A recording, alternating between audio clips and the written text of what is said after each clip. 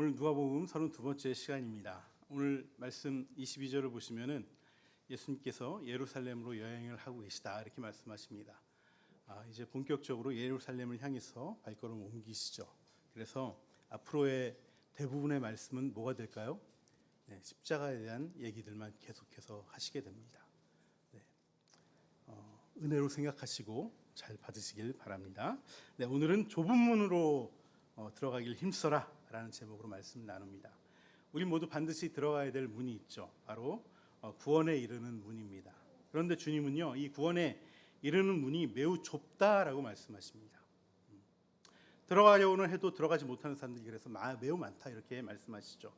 이처럼 좁은 문에 우리는 왜 들어가야 되는지, 그리고 이렇게 좁은 문에 들어가려면은 어떻게 해야 되는 것인지 그것을 함께 나눠보려고 합니다. 하지만 이 말씀 드리기 전에 먼저 이 구원의 문은 왜 좁은가라는 이해가 필요합니다. 왜냐하면 우리는 대부분 예수님을 믿기만 하면, 그리고 한번 믿으면 구원에 이른다고 알고 있습니다. 이런 생각 바탕에는 구원이 그렇게 어려운 것이 아니다, 주님의 은혜로 되는 것이다, 그리고 믿음만 있으면 된다, 이런 뜻이 내포가 되어 있죠. 그런데 주님은요, 오늘 본문에서 들어가려고 해도 그 문이 굉장히 좁아서 다 들어갈 수 없다, 들어가려는 사람은 많은데 다 못 들어간다, 이렇게 말씀하시니까 굉장히 당황스럽기까지 합니다. 그래서 이 부분에 대한 이해가 먼저 되어져야 됩니다. 우리가 주님의 말에 이 당황스러운 이유는요, 어떤 사람의 구원에 대한 질문, 구원을 받을 사람이 적습니까? 라는 이 질문 있잖아요. 이 질문과 예수님의 말씀하신 이 구원에 대한 답변이 사실은 구원은 같지만은 그 내용은 다르기 때문에 그래요. 한마디로 예수님은요, 질문자가 던진 질문에 동문서답하고 계신 거예요. 이렇게 예수님이 동문서답하시는 이유는요, 질문한 사람의 이 구원에 대한 생각 자체가 어리석기 때문에 그렇습니다. 그래서 그대로 대답하지 않으시고 자신의 구원에 대한 생각을 말씀하고 계시는 거죠. 무슨 말이냐면은 지금 질문을 던지는 자는요, 구원의 기준에 대해서 묻고 있어요. 구원의 기준에 대해서. 그래서 구원의 조건이 쉽냐 어렵냐 이걸 묻고 있는 것입니다. 그래서 어려우면 많이 못 들어가고요, 쉬우면 많이 들어가는데 도대체 그 기준이 뭐냐는 거예요. 당시에 대부분의 유대인들은요, 구원을 아무나 받지 못한다라고 생각을 했습니다. 첫째는 유대인이어야만 구원을 받을 수 있어요. 그리고 유대인 중에서도 율법을 제대로 지켜야지만 구원을 받을 수 있다, 이렇게 생각을 한 것이죠. 그래서 지금 이 질문을 던지는 사람의 속마음은 뭐냐면, 구원받기 힘들지요? 라고 물어보는 거예요. 아무나 구원받지 못하겠죠? 라고 그런 기대를 가지고 질문을 하는 것이죠. 왜냐하면 이런 질문을 하는 이유는요, 왜냐하면 지금까지 예수님께서 죄인들에게 또 성전에 들어갈 수 없는 어떤 지체 장애자들에게 또 이방인들을 향해서 구원을 선포하셨거든요. 그러니까 이해가 안 가는 거예요. 왜 그런 말들을 자꾸 하시는 겁니까? 지금 예수님 말씀 잘못된 거 아니에요? 라고 묻는 거예요, 지금 이 질문은. 그런데 예수님은요, 이 구원을 받을 자가 적다고 말씀하십니다. 언뜻 이 질문을 던진 사람에게 동의한 것 같지만은 사실은 전혀 다른 말씀을 하고 계세요. 예수님이 말씀하시는 구원은요, 유대인이 말하는 죽어서 천당을 가느냐 안 가냐라는 그런 구원의 문제가 아니라는 거예요. 이 땅에서 하나님 나라에 합당한 삶을 사느냐 못 사느냐라는 하나님 나라의 관점에서 구원을 얘기하고 있는 것입니다. 이 땅에서의 구원을 얘기하고 있는 거예요. 주님께서는 천당에 가냐 안 가냐가 아니라 어떻게 살아야 하느냐가 보다 더 본질적인 그런 질문이다, 인생관에 대한 그런 본질적인 대답이다라고 말씀하고 계시는 것입니다. 그래서 주님은요, 구원이 쉽다 어렵다라는 OX 질문에 맞다 틀리다가 아니라 좁은 문으로 들어가길 힘쓰라라고 말씀하고 계신 거예요. 제가 늘 말씀드리는 거 있죠. 그것 중에 하나가 구원의 확신을 너무 맹신하지 말아라. 물론 구원의 확신은 필요하고요, 굉장히 좋은 겁니다. 구원의 확신을 가져야 비로소 내가 주님을 평안한 마음에서 사랑할 수 있기 때문에, 또 주님과 함께 할 수 있기 때문에 구원의 확신은 필요한 거예요. 우리도 서로가 남녀 사이에 서로 사랑하고 있다는 확신이 있어야지 실제로 사랑할 수 있죠. 저 남자 나 사랑하는 거 맞아? 저 여자 몰래 바람 피는 거 아니야? 이런 의처증과 의부증이 있는 사람들은요, 사랑하기 쉽지 않습니다. 그런 사람들이 사랑하게 되면요, 그 사랑 자체가 불행이 돼버려요. 괴로운 거죠. 항상 의심해야 되기 때문에. 우리가 주님 사랑해도 죽어서 천당에 갔더니 생명책에 내 이름이 없다. 그럼 어떡하지? 이런 생각이 우리 마음에 가득 차면은 우리 신앙생활은 평안하지 못하고 불안과 싸우는 전투가 됩니다. 여러분, 이단이 문제가 되는 것이 바로 이 지점이에요. 뭔가를 정해놓고 이거대로 안 하면은 구원 없다. 여기에 안 오면 구원 없다. 일종의 공포 마케팅을 하는 거예요. 이것이 문제점이죠, 이단에. 여러분, 진리는 절대 공포 마케팅 하지 않습니다. 여러분, 죽어서 가는 천국의 구원은 믿음만 있으면 돼요. 인종 상관없고요. 돈이 많고 적은 필요 없습니다. 예쁘고 잘난 거 필요 없습니다. 그냥 선물처럼 우리에게 주어진 거예요. 우리 이제 이게 수능 시험이 얼마 안 남았는데 수능 날 되면은 여러 가지 이벤트들이 있잖아요. 수능 본 시험표를 가져가면은 이렇게 맛있는 걸 준다거나 아니면 입장권이 무료라거나 이런 여러 가지 이벤트가 있죠. 그런데 그 말 듣고 딱 가서 시험표 가지고 갔는데 거기서 혹시 몇 점 받으셨어요? 이렇게 물어본다면, 우리 평균 이상 하셨나요? 물어본다면은 이벤트 참여 못하는 거잖아요. 선물이 아니잖아요. 여러분, 수험표만 있으면은 그냥 주는 거예요. 수험표만 있으면. 우리도 예수 믿고 나면은 이렇게 살아가면서 믿음의 시험들을 많이 거칩니다. 이러저러한 시험들을 다 겪어요. 하지만 거기에 통과되지 못하고 거기에 하나님의 기준에 도달하지 못한다고 해서 우리의 구원이 취소되지 않습니다. 물론 이렇게 그 시험에 자꾸 좀 모자라고 하나님 기준에 좀 다다르지 않으면은 그냥 우리의 삶이 괴로운 거예요. 우리의 삶이, 이 땅에서의 삶이 괴로운 거예요. 하나님 나라의 복을 다 누리지 못하는 거예요. 죽어서 천국은 가지만 살아서는 그 천국을 누리지 못하는 겁니다. 그래서 예수님이 이 지금 좁은 문에 들어가기를 힘쓰라라고 얘기를 하시는 거예요. 시험 공부 열심히 하고 그 시험 열심히 치르면서 실력을 키우듯이 성장하라는 거예요. 다시 말하면 죽어서 천국은 따놓은 당상이니까 그렇다고 내 마음대로 살고 좁은 곳 피해서 넓은 곳으로만 가고 그러면 그 인생이 오히려 고단해지고 비참해진다는 것이죠. 좁은 문을 피하고 넓은 문으로 들어가려고 한다는 것은요, 우리의 믿음이 죄에서 자유해지도록 하는 것이 아니라 오히려 죄를 지어도 자유하다고 착각하게 만듭니다. 그러면 그 죄의 열매들을 이 땅에서 고스란히 우리가 또 감당해야 돼요. 그러니 가정도 힘들어지고 내 삶도 힘들어지고 자녀들도 계속해서 힘들어지는 것이죠. 하나님께 영광 돌리지 못하는 삶, 하나님 나라의 백성답게 살지 못하는 삶을 살게 된다는 것입니다. 다시 말씀드리지만 그래서 우리는요, 주님의 말씀처럼 하나님 나라에 들어가려고 애쓰셔야 돼요. 애쓰며 힘들면은 우리는 지레 겁을 먹습니다. 안 하려고 합니다. 힘쓰라는 헬러가 아고니제스테라는 말인데 싸우라, 전력을 기울이라 이런 뜻이에요. 현재 시제 명령어입니다. 늘 순간순간 매일매일의 삶에서 이 좁은 문에 들어가려고 애쓰고 힘쓰라는 말이에요. 이 에고니제스테라는 말은요, 운동 경기 용어예요. 이 콜로세움과 같은 로마 시대 큰 경기장에서 운동 경기가 열렸을 때 그 경기에서 상을 받기 위해 싸워서 이기라. 그 말이 바로 이 애써 힘쓰라 주님께서 하신 말씀이라는 거예요.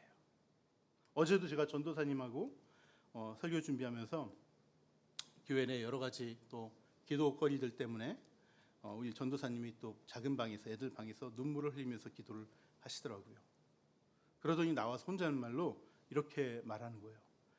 그래 미양아 애쓴다. 이 얘기를 하시더라고요. 그래서 저도 애썼다고 격려해 주셨습니다. 그런데 전도사님이 기도 중에 이 말을 왜 했냐면은 기도 중에 주님이 너하고 네 남편 참 어려운 가운데 애쓰고 있다. 그거 내가 알고 있다. 그런 감동을 주시더래요. 그래서 제가 말해줬죠. 그랬어. 내일 주일 설교 제목이 좁은 문에 들어가기를 힘써라야. 이렇게 얘기해 줬습니다. 여러분, 얼마나 애쓰고 어디까지 애써야 한다는 그런 정답은 없어요. 하지만 적어도 애쓰고 힘쓰셔야 됩니다. 신앙인으로 살아가는 길, 하나님 백성으로 살아가는 길 쉽지 않습니다. 오히려 천국 가는 게 쉽죠. 이 땅에서 하나님 나라 살아가는 거 쉽지 않습니다. 하지만 뿌린 대로 거둡니다. 수고하고 애쓰며 울며 나가서 씨를 뿌리지 않으면 기쁨의 곡식단을 거둘 수 없어요.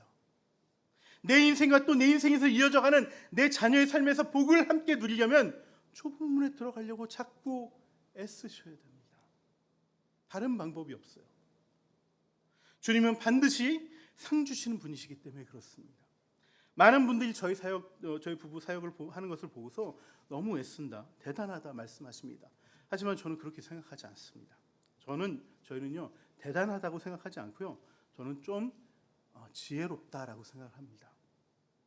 이렇게 좁은 문으로 들어가려고 애쓰고 힘쓰다 보면은 주님께서 어떤 복을 주실지는 모르겠지만 반드시 예비하신 복을 저에게 주실 줄 믿고 있기 때문에 그래요.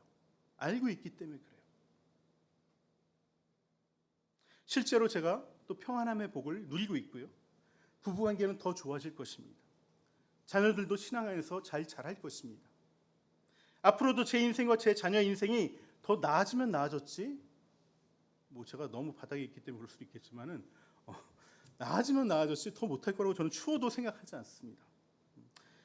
여러분, 가장 먼저 이런 걱정과 근심으로부터 자유함이 좁은 문에 들어가기를 힘쓰는 자들의 인생에 기본적으로 깔리는 복이에요. 기본적으로 깔리는 복. 이 복을 여러분 다 누리길 주님의 이름으로 축원합니다.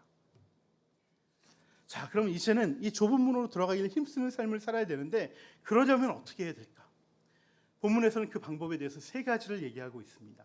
저는 이것을 좁은 문으로 들어가는 정량적인 방법이다라고 이름을 붙여봤습니다. 다른 말로 하면은 좁은 문으로 들어가는 삶의 방식, 원칙 이렇게 얘기할 수 있겠죠. 첫 번째 원칙은요, 일단 좁은 문이 무엇인지 알아야 돼요. 좁은 문이 무엇인지. 좁은 문에 들어가는 삶이라는 것이 하나님 나라를 살아가는 어떤 삶인데 그러려면 그 목표를 분명하게 알아야 되겠죠. 그 좁은 문이 무엇인가? 여러분, 이 좁은 문은요 바로 예수 그리스도입니다. 예수 그리스도가 좁은 문이에요. 요한 사도께서는 요한복음 10장 9절에서 이렇게 얘기합니다. 내가 문이니 누구든지 나로 말미암아 들어가면 구원을 받고 또 들어가면 나오며 꼴을 얻으리라. 우리가 좁은 문에 들어가는 삶을 살려면 그 좁은 문이신 예수님처럼 살려고 해야 되고요. 그 좁은 문이신 예수님을 닮아가려고 해야 되고요. 그 좁은 문이신 예수님의 뜻을 헤아려야 됩니다. 물론 우리는 예수님과 똑같이 살 수 없어요. 예수님만큼 살 수 없습니다. 하지만 적어도 그렇게 되려고 애쓰셔야 돼요. 발버둥 치셔야 됩니다. 분명한 것은 주님께서 마지막에 나에게 너 나처럼 살았어? 라고 물어보시지는 않는다는 거예요.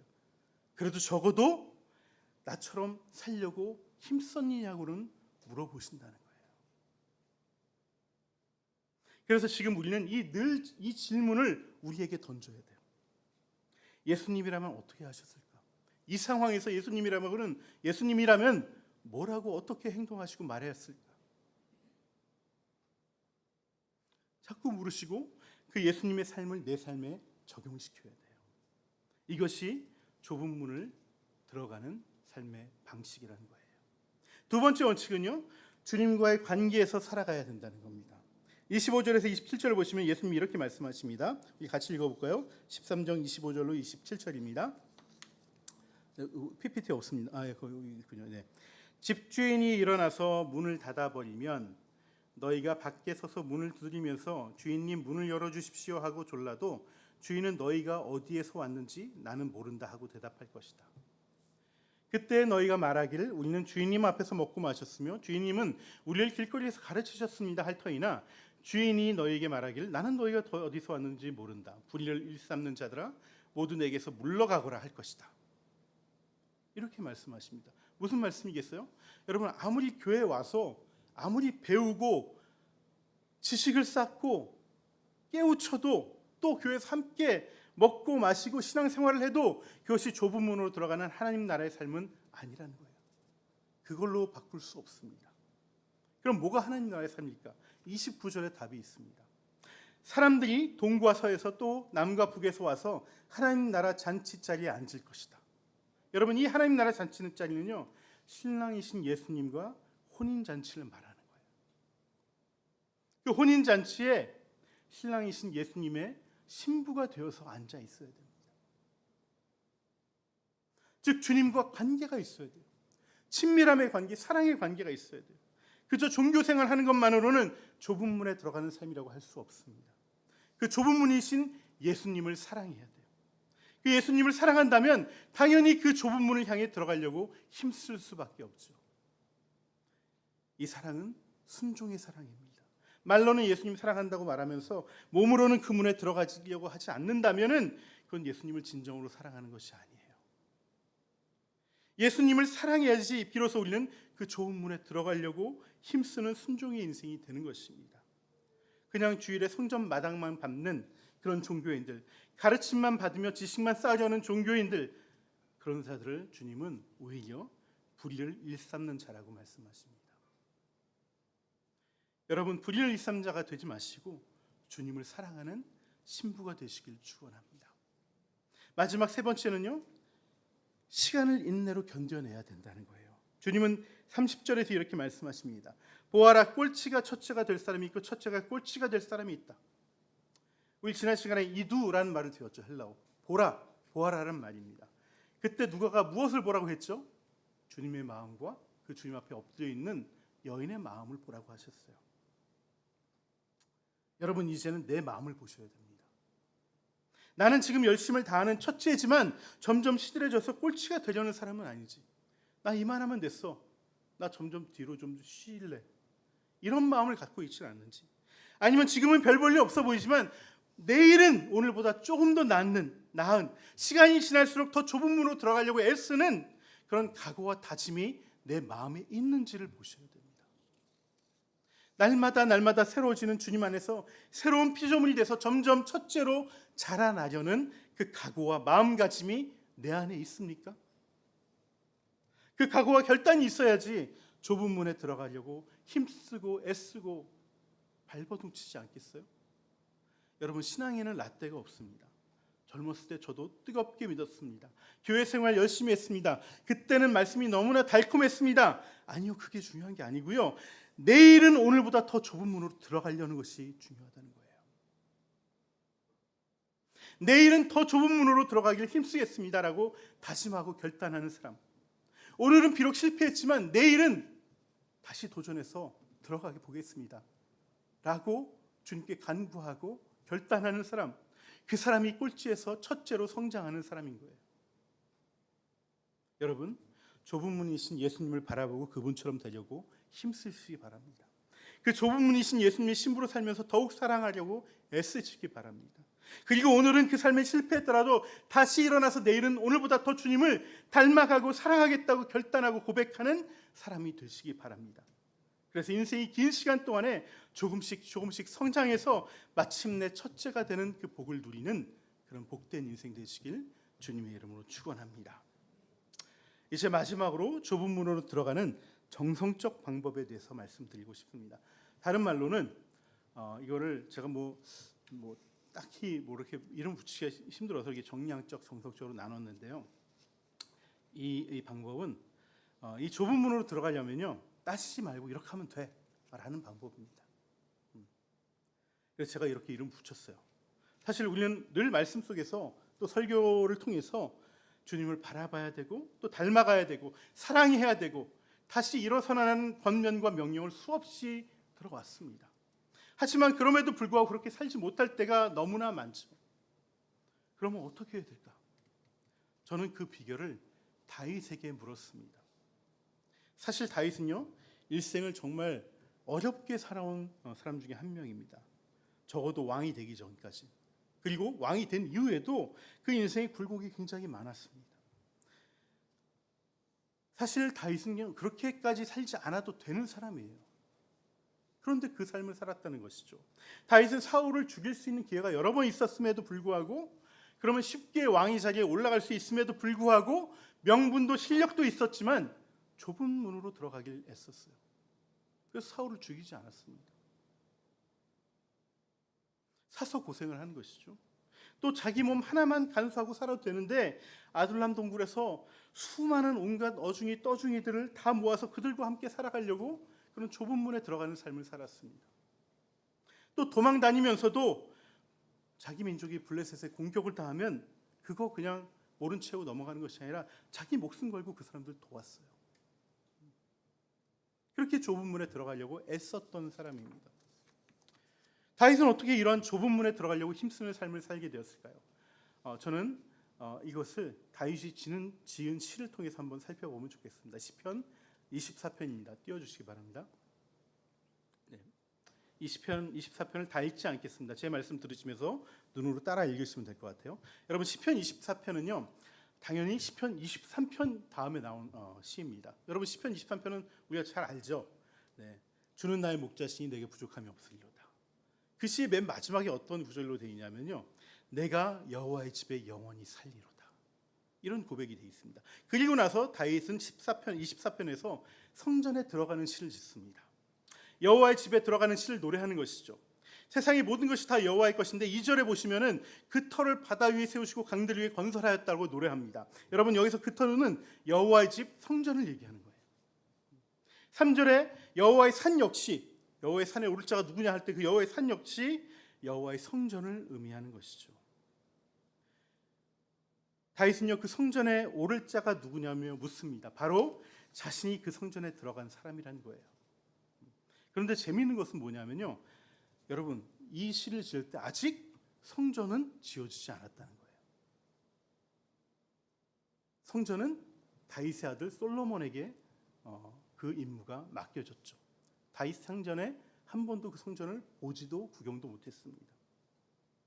그런데 다윗은 이미 성전에 들어가는 노래를 지어서 불렀다는 거예요.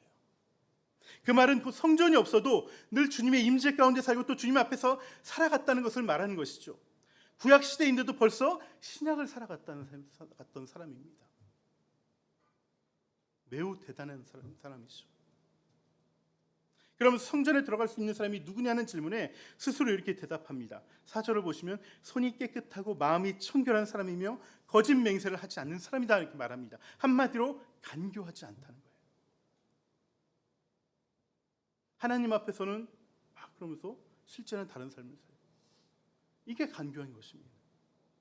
그러면서 동시에 6절을 보면 여호와를 찾고 하나님의 얼굴을 구하는 자라고 말합니다. 여러분, 여호와를 찾고 하나님의 얼굴을 구한다는 것을 신약 버전으로 바꾸면 그게 바로 예수님을 바라보고 예수님을 닮아가고 예수님을 깊이 사랑하는 거예요. 즉 좁은 문에 들어가려는 것을 말하는 것이죠.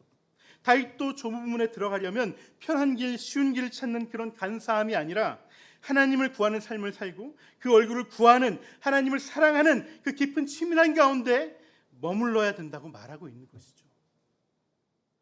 근데 중요한 것은 이 다음입니다. 다음 페이지 넘겨주세요. 네.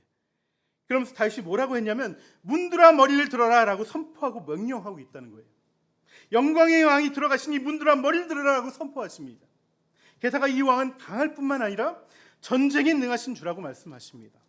여러분, 우리가 좁은 문으로 들어가기를 힘쓴다는 것은 주님을 닮아가고 그분을 사랑하고 또 날마다 더욱 힘쓰기를 다짐하고 결단하는 것이지만은 사실 이렇게 사는 것이 어려워 보이지만 어려운 게 아니에요.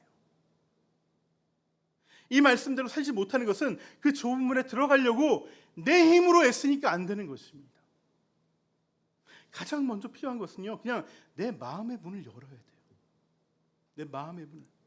내가 내 마음의 문만 열면은 그 영광의 왕이신 주님께서 내 마음에 들어오셔서 나로 하여금 그분을 닮아가게 만들고 그분을 사랑하게 만들고 하루하루 더 성장해서 꼴찌와 같은 이 부족한 믿음과 마음을 첫째와 같은 장성한 믿음의 분량으로 자라나게 하신다는 거예요.